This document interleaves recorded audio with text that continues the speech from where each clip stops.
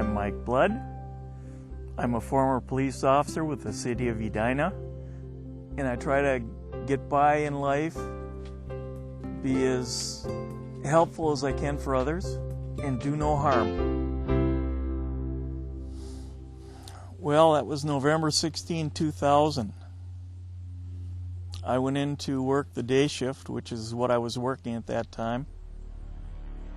Then shortly before 10 o'clock that morning, our dispatcher came over the air and advised us that there was a bank robbery in progress at the bank at 69th and France.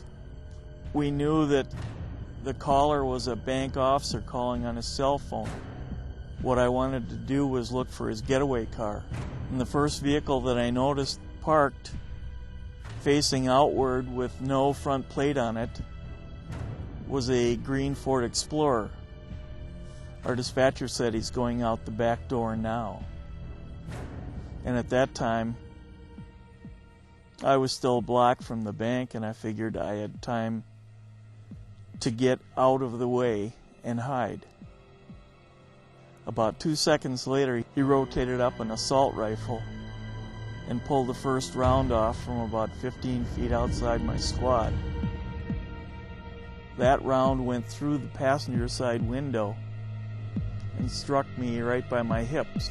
I grabbed the driver's door, threw it open, and ducked down, starting to run to the rear of my squad. As I circled, he circled to the front, spraying more rounds with his assault rifle. I realized that the only alternative was to play dead, and that's what I did.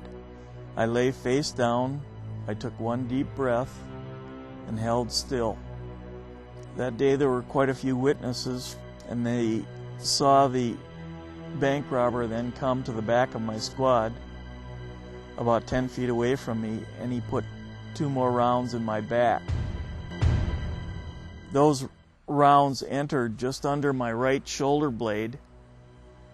After he put those rounds into my back, he walked back to his vehicle, got in, and I came back to clarity about the time he was getting into his Ford Explorer.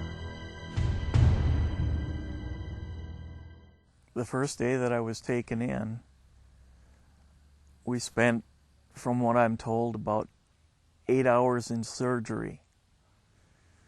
And what they tried to do with the first surgeries was stop as much of the bleeding as possible.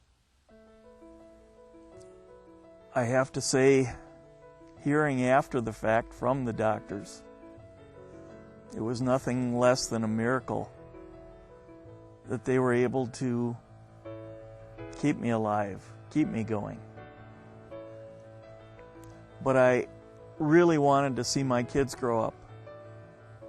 And the first thought actually was being able to walk my daughter down the aisle. And that happened last summer. I was able to walk my daughter down the aisle.